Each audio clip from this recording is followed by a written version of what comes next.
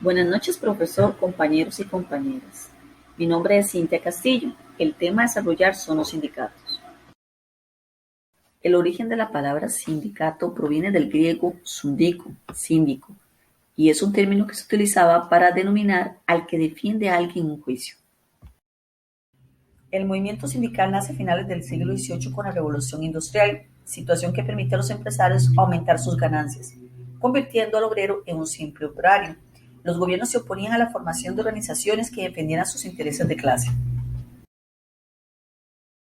A principios del siglo XIX, las masas obreras y sus movimientos clandestinos inician el levantamiento producto de las crisis económicas. El sindicalismo se consolida de hecho y se inicia una serie de movimientos revolucionarios, producto de la Revolución Francesa y la aparición del Manifiesto Comunista, exigiendo el derecho al trabajo y a la protección de los trabajadores. A raíz de la muerte de 5 huelguistas en mayo de 1886 en Chicago, se declara el 1 de mayo del Día Internacional de los Trabajadores y se adopta la reivindicación de la jornada de 8 horas en la Segunda Internacional, celebrada en París el 14 de julio de 1889. En 1917 se produce la Revolución Rusa y se establece el primer Estado socialista. El nacimiento de la Unión de Repúblicas Socialistas Soviéticas, URSS, contribuye a la consolidación del movimiento obrero. 2 años después, nace la Organización Internacional del Trabajo. Sindicalismo en Costa Rica. La primera Federación de Trabajadores Costarricenses nace en 1905, producto de la evolución política de la Liga de Obreros de 1901. Con el nacimiento del Partido Comunista en 1931, también se funda la Unión General de Trabajadores de la Zona Bananera del Atlántico.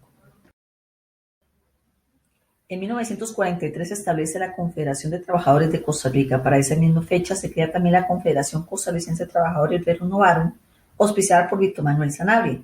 En esa década, Costa Rica experimenta unas grandes transformaciones, la promulgación de las garantías sociales y el Código de Trabajo.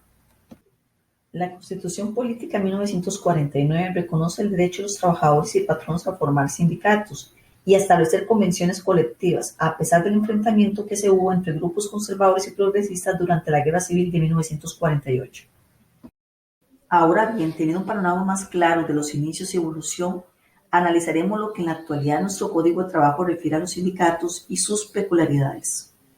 Artículo 339. Sindicato es toda asociación permanente de trabajadores o de patronos o de personas de profesión o oficio independiente, constituida exclusivamente por el estudio, mejoramiento y protección de sus respectivos intereses económicos y sociales comunes. Artículo 340. Son actividades principales de los sindicatos: celebrar convenciones y contratos colectivos, participar en la formación de los organismos estatales que les indique la ley, crear, administrar, subvencionar instituciones, establecimientos u obras sociales de utilidad común, en general todas aquellas que no estén reñidas con sus fines esenciales ni con las leyes. Artículo 341. A nadie se puede obligar a formar parte de un sindicato.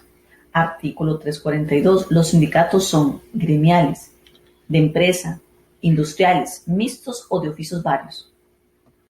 Artículo 352. Los sindicatos podrán acordar su disolución: A, por realización del objeto para que fueron constituidos, y B, por el voto de las 2/3 partes de sus miembros reunidos en Asamblea General.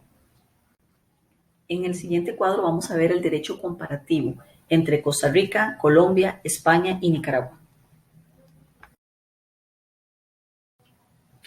De esta manera concluimos con la presentación. Cualquier consulta a su disposición. Muchísimas gracias y buenas noches.